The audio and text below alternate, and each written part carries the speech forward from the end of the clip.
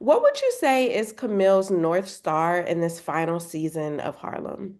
For the first time, it might be her. Mm. I think, as I said, she definitely spent a lot of time thinking life was happening to her instead of for her. And, asking advice here and there and everywhere, and, looking up to people that would help kind of help her navigate, and definitely therapy, and asking herself hard questions. And I think now she's still in a season of asking herself hard questions, but I think she's realizing that she's not going to get the answer from anywhere else except for inside. She has to decide um, who she is in this next season and what she wants. And, as her career is just changing and adjusting and things weren't what she thought they were going to be, she's realizing that only she has the answer for her.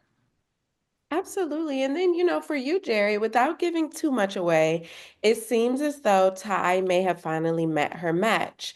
Can you speak to the lessons and vulnerability that she has to navigate in this season? Well, the thing about meeting your match is that you have to be ready for it. You have to your match is usually your mirror.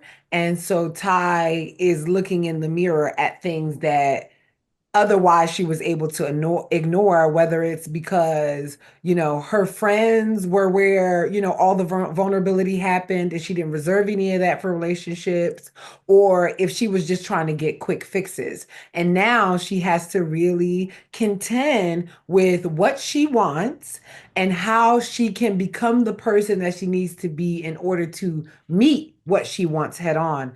And I think because of that, we will see Ty have more vulnerable moments where she's contemplating more of the things that the audience has been questioning about her past and how she can heal those wounds and break the cycle that she's been in for like a decade. Yes, and what's so funny is last season we joked about Megan saying that Ty needed therapy, and it's funny that she has a new partner that's sort of like therapizing her, in a way. And then, for you, Camille, one thing that has remained, because no, not Camille. One thing for you, Megan. One thing about Camille is that she has continued to just pop up at people's houses unannounced without calling. And it stresses me out every single time. But what about this character will you now carry with you? And would you say that she has maybe fulfilled the mission that you set out for her in the beginning? Absolutely. Um, I will always carry Camille with me in my heart. She is one of, if not my favorite character that I've ever played. And that goes to also, I will always carry these women in my heart. Not just the characters and the dynamic of the friendship on the show, but the real women in real life who are one and the same in their own ways. Bless you. Thank Bless you. you. And then that also goes for Tracy and people who, bless you, who have come together to create this show, and just everything about the experience. But one of the things in terms of lessons that Camille learned, that I also learned from Camille as I was walking it through with Camille, and that translated to real life, is just knowing that life, you may have a plan and you may think, okay, this is what it's going to be. And this is, all those things. And then when things shift, understanding that shifting is a gift, and shifting is a blessing at the end of the day, and getting on board with that, and not just accepting it, but actually choosing it.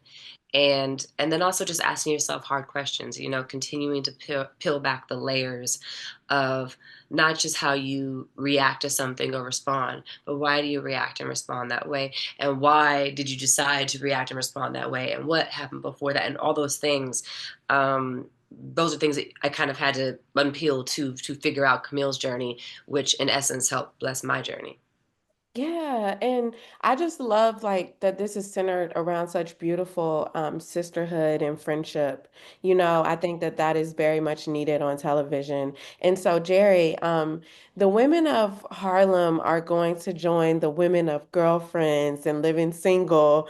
You know, when it comes to just that legacy of Black women and Black friendships on screen. So, similarly for you, what about Tai are you most proud of, like in, you know, fulfilling her from season one to this final season that is season three? I'm most proud of the fact that Ty is a successful Black queer woman who is getting to live out her dream in her authenticity, because so often have we learned, and I think it's changed for Gen Z, right? But growing up, you learn like, as a Black woman, if you want to do a certain thing, you have to sound a certain way, you have to look a certain way, and you have to be this amount better than everybody else in order for you to just even be at the door to the room. And Ty is showing us that, like, I'm building the room, I'm designing the room, I'm creating the table, and I'm calling the people in that I want to call in. And for that, I am forever proud and grateful, because I have not seen that reflected in TV and film until Ty came along. So the fact that I got to breathe life into Ty just makes me feel so blessed and grateful. Yes, and thank you. Thank you for bringing Ty to the screen, and thank you, Megan, for bringing Camille to the screen. And I can't wait to see that all that both of you go on to continue to do. And so, before I leave you today, the city of Harlem I mean, the borough of Harlem means so much to Black people and our culture for too many reasons for me to list on this Zoom call because we would be here forever. But I just want you to finish the sentence for me, starting with you, Megan, and that is Dear Harlem. Dear Harlem, you have changed my life. Yes. And for you, Jerry? I would say, Dear Harlem, thank you for inviting me in, for becoming my home, and for helping aid me in so much growth. In what ways would you say Quinn is the glue to the friendship circle in this season of Harlem without neglecting herself in the process? Oh, I love that. I actually feel like it's Quinn's empathy. It's not that the other girls don't have empathy. I just think that Quinn really leads with that. And so I think that allows her to be able to be in those, like you said, those like glue-like spaces with each of the characters, because she really allows herself to be there and feel with that person and be, and we see different elements of her doing that over the seasons with all of the girls. So I think if she is considered glue-like, I think that that's what allows that for her. Absolutely. And then for you, Shoniqua, similarly, watching Angie blossom in her career has personally been so cathartic for me to watch. Can you explain or talk about maybe that doubt that she maybe faces now that she's having her moment and the lesson that you learned in that? Honey, that don't mirror my own life. I think having had so many career rejections, it has placed a humongous chink in the armor of confidence that makes Angie, especially in her identity of I'm a superstar, I'm deserving of this, I am good. When you keep hearing no, no, no, and not only no, but to specific things that she betted on. In season one, she thought her song was good. Yeah. She actually stood by that music. And so finally getting it, she still holds on to those like trinkets and seeds of doubt are still there. And I think that's so important to show, because you can be successful, right? You can finally get it and suffer imposter syndrome. That's something that I had to work through in getting the show. It was like I had heard no for so long. I finally got it. I was like, do I belong here? And so watching her work through that, but also watching her have a friends and the sisterhood and beautiful moments that hold space for her, that encourage her and don't say, girl, this is a good problem to have, but actually hear her and speak to the truth of who she is I think cathartic for me, and also will be a blessing to the audience to watch as well. Absolutely, absolutely. And then for you, Grace, without giving too much away, we sort of see Quinn get her groove back, if you will, with this new, what is it, ethically monogamous. Boo. Her new I'm boo. like, yeah, her new boo. Okay. But the thing that is very clear for Quinn is that she is not repeating cycles this season. There's a line in the final episode that says, when you choose yourself, other possibilities open up. How does that ring true for Quinn? Yeah, I think that this is the moment she's been waiting for, right? So when you find her in season one, you're waiting for that moment for her to choose her future, choose her forever, choose her happily ever after. And in season three, she really gets that moment. And she gets that moment at the end of season two, but she's not in a space of her own, taking up space of her own identity yet. So it's hard for her to accept that. So now in season three, where she's like, all right, I know who I am. I know what it is. I've been living here for a second. Then she gets met with that opportunity again. And so I think that this is the moment we've all been waiting for with Quinn. Now, how Quinn is going to navigate that, I think that's going to be a real treat for people to see. I think that some people may agree, some people may disagree, but what's most important is that Quinn is at peace. And I think that that's what's wonderful about it. Yeah, I felt like that waiting to exhale moment, like, huh, at the end, Yeah. like for her. And then for you, Shaniqua, there's also another important line from your character says when she's met with a certain ultimatum.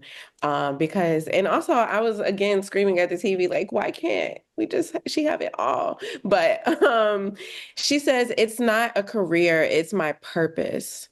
Would you say that Angie has fulfilled that purpose that you might have like envisioned for her when you first met this character in season one? I think Angie's purpose is so connected to the way that she views herself, but also making sure that the world is able to receive her. I think she has something that she really needs to say artistically. And I don't know if her artistic purpose is completely manifested by the end of this season in the way that she needs to express it in all of her bits. It definitely leaves, Tracy so brilliantly writes the solution in a way that we grow, we get a beautiful closure, but it leaves room for more. And so I love this, like the idea of that. I think there is more to be discovered, even in the way that we see Angie's evolution, which is beautifully landed, but it leaves room for like, well, she didn't quite get to write a song. And I wanted to hear it. I want to hear what she has to say. So maybe in a movie. Yes, and speaking of movies, I love the Girls Trip nod like that. And now I want to see Girls Trip like as a Broadway production. So killed that. And I have one last phrase that I want you all to complete. But before I do that, I would be remiss, Shaniqua, I wanted to tell you because we have so many similarities from our names being like almost like, but I saw that you were raised in Richmond, Virginia, and I'm here visiting family right now because I like grew up in the Tri-Cities area and I went to VCU and I was like, oh my gosh, I have to say something. So yeah, That's yeah. fun. Our family. Yes. And so my last thing is, Harlem means so much to us as Black people. It means so much to our culture and our identity, especially as creatives and, just working in the arts. So please finish this sentence for me and we can start with you, Grace. And it's just, Dear Harlem. Dear Harlem, thank you for being a safe and welcoming space for us as artists of color. Thank you for always opening your arms to us on all levels, in all genres, in all years. Because you are authentically you, you give us space and permission to be authentically ourselves. And close us out, Shoniqua. Yeah. Oh, she about to make me cry. That was so beautiful, Grace. Dear Harlem, thank you. Thank you so much for being much needed, nuanced, human representation. Thank you for being the voice to the voiceless. Thank you so much for all of the gifts that you have given me, such as sisterhood, career blessings, and a deeper love of self. In season 2, we spoke about witnessing Ian grow into a man, but I don't know if that growth is always reflected in this new season. But what would you say is his North Star in this final chapter of the show? I would say it is, staying true, even though it seems like he goes about it in a messy way. I think if we quiet all the noise and we just focus on exactly what he's chasing, it's one of the negotiables that he's always been, always articulated himself about, which is the fact that he wants to be not just a father, but a specific type of father, and when he sees his opportunity, he's trying to latch onto it because it's something that he wants so dearly. And again, I think because of the timeline of it, it's a little close and it ends up looking a little messy from the outside. But I think even as you watch the arc of the sixth season, you'll be able to put that together as they, as they land where they do.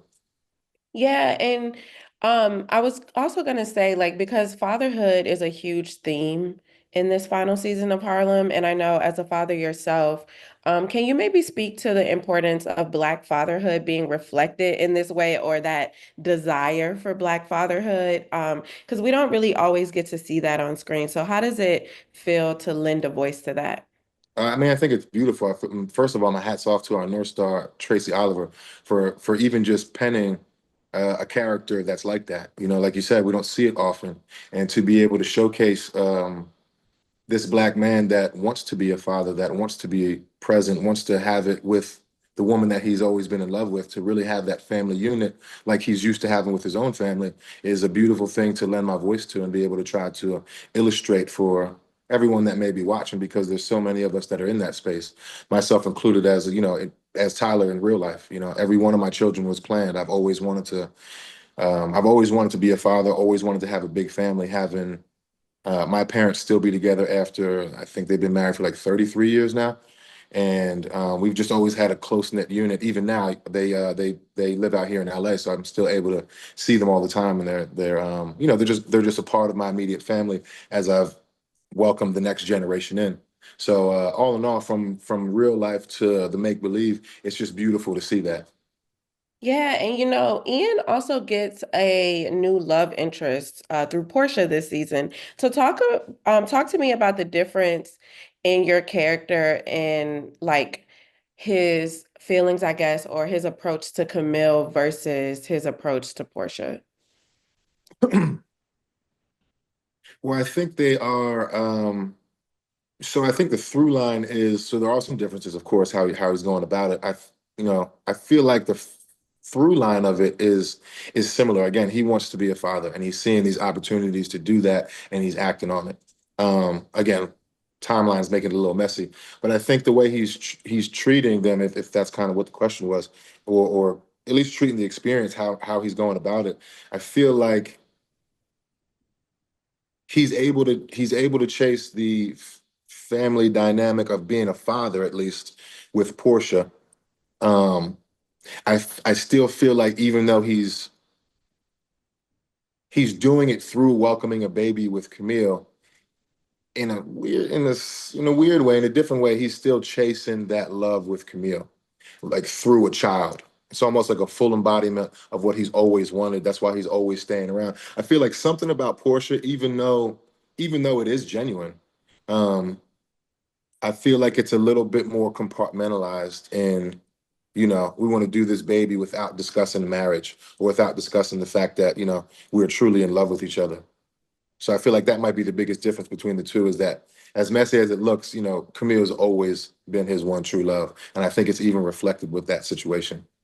Yeah, and what about Ian, from season one to this third season has maybe like shocked you the most? And like what is like something that is gonna like that you'll carry with you as a result of portraying this character? I think from season one to season three, what has shocked me the most about Ian is and I understand why, part of being an actor is not judging our character. So I do understand why. But what did shock me is that it seemed like he gave up a little bit on his first passion, which was being this world-renowned chef. He had such passion. It was almost fiery in some of those scenes in the first season where he was just describing the type of chef he wanted to be.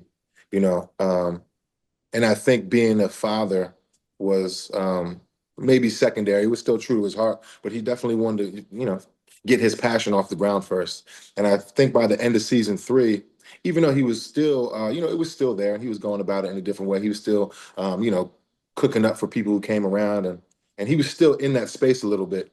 But I saw some of that passion leave him, in terms of trying to be that world-renowned chef that kind of turned into all about fatherhood, and his love life, which again, I understood it was a beautiful thing. As we get older, certain things happen, things change. But I would say that's one thing that surprised me about it. I think one thing that I would take away from this experience is that we should always chase the life that we see for ourselves as opposed to the one that others see for us. And Mhm. just to always remember that our relationships are always going to redefine themselves in this thing called life, especially the relationship with ourselves. So as it changes, to just, continue to be, just patient and gracious and kind to ourselves as we move through that. I think I'll take that away. Yeah, and I'm happy that I got the opportunity to chat with you today because last night I finished the season and I can't remember the last time I yelled at a character as much as I yelled at Ian. He I was was turning up this like, season. listen, from beginning to end, and I'm like, the folks on Twitter are going to, or X or whatever you're calling now, Yeah. they are going to, y'all gonna send the social media up into an uproar with Yeah, this. they're gonna have a field day with Ian this year and Harlem as a whole. Yes, yes. And so my final question, or it's more of a phrase from you, Yeah. is the city of Harlem means so much to Black people in our culture for so many reasons, too many to name on this Zoom call. So can you finish the phrase for me, Dear Harlem? Dear Harlem, you mean the world to me. The last three seasons, I fell in love with you, and I'll never forget you. What is the biggest lesson or takeaway that you got from portraying her, and what message do you hope she sends to those watching? Hmm. Yeah, everything in life is a choice. And you're right, Portia makes the highest consciousness possible kind of a choice that there is in a situation like she was in. The things that you would almost want to do or hope to do sometimes, she makes those choices. I don't know if I would have been as forgiving and accepting as Portia. And so that's given me a lot of I stop assuming things. I've Mm, started to ask people questions, especially when I feel I've been done wrong, and accept that. I said this to my younger brother once. I said, everyone is their own main character, right? You mm. are a recurring character, a guest in someone else's story. And I feel that way about Portia. Like she kind of understands that, you know what, you got it. And I'm gonna go be my main character somewhere Mhm. else. Mhm. Yeah, yeah. There were so many times I was like, "Is Portia in the room with us?" Like, I Oh no. I yell at the TV so much with this season. And then for you, Gail, there's this one scene, and I can't give it away, so I hope I get to talk to you again afterwards, between you and Jerry that like really gagged me. Like I was like, whoa. Um, but how does Eva reflect being on maybe like that other side or that receiving or non-receiving end of bringing out the vulnerability of someone whose ego sort of kind of gets in the way?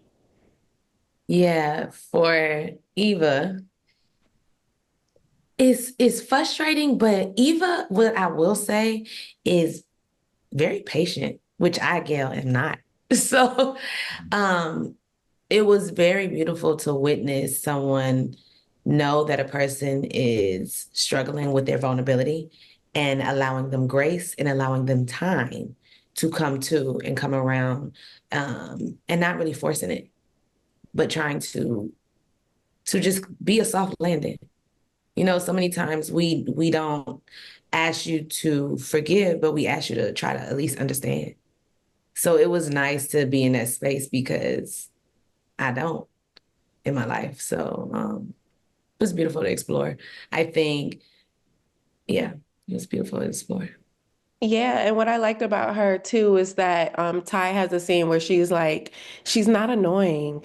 And like she brings out maybe like some of the rooms for growth in Ty's character without being super pushy. And so it made me like take a page from her book. Like, you know what? Actually, that's I a better learned, I said, I approach. need to be more like Eva because I'm like, okay, come on. I'm very direct and I ask questions, and Eva's direct too, but just seeing that you don't have to always play, be on the defense. You don't have to always, it don't have to always be a push and pull. Sometimes it could just be open arms. And, Yeah. so it was nice. Yeah, yeah. And then for you, Kofi, again, I feel like I'm like beating a dead horse without giving too much away. How does Seth sort of represent some of the larger conversations around dating in this day and age? And what would you say is his North Star in his relationship with Quinn? Mm. It's like a multifaceted, it's like a two, it's a big question. I think he definitely is an access point for conversations about transparency, about communication, about vulnerability, and about, design. I think with Seth, his North Star is safety, because he's in a position where he has everything, you know what I'm saying? So like he's able to design his life and, create the reality he wants to live. But then there's a missing factor, and then I think once Quinn appears and represents not just another piece, but to Logan's point, she's a main character in her life and she's a whole person. And I think that's what really attracted that was the magnet. And but also seeing like just because you have it all, having the money, having this, having that, like he couldn't just get his way. Yeah. Like there was still there was, yeah, I don't know. I've talked about it many times. So I'm like, but yeah, just the nuances of connection, I guess, and just like, you can't just buy it, you just have to work through it. I'm sorry for my lack Yeah. of eloquency. Oh no, no, no, it's perfect. And before I let y'all go, Harlem means so much to our community, and I'm sure you guys can relate just as artists, right? When you think about the Harlem Renaissance. So before we go, we'll start with you, Logan, then we'll go to you, Gail, and end with you, Kofi. But finish the phrase for me, Dear Harlem. Oh, let me not say something that's like controversial. Dear Harlem, stay black. I'll just say it. Ah, Yeah. And you, Gail? There, Harlem, you give me all the feels. oh. Yo, dear Harlem, thank you for the space. Is there a significance in those conversations being held around the table? Honestly, this season I wanted to bring it back to our most familiar places and Luelle's that like I guess it's like their go-to bar, cafe, or whatever.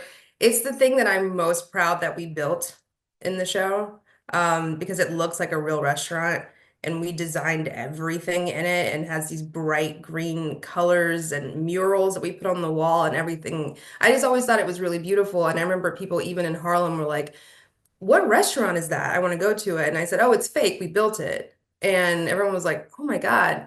And so I wanted to honestly put as many things in the wells as possible because I wanted to keep it alive. It was just a really sentimental thing for me. But it's interesting that you noticed that, but those extra scenes are actually all shot in the wells. Oh, Yeah. wow.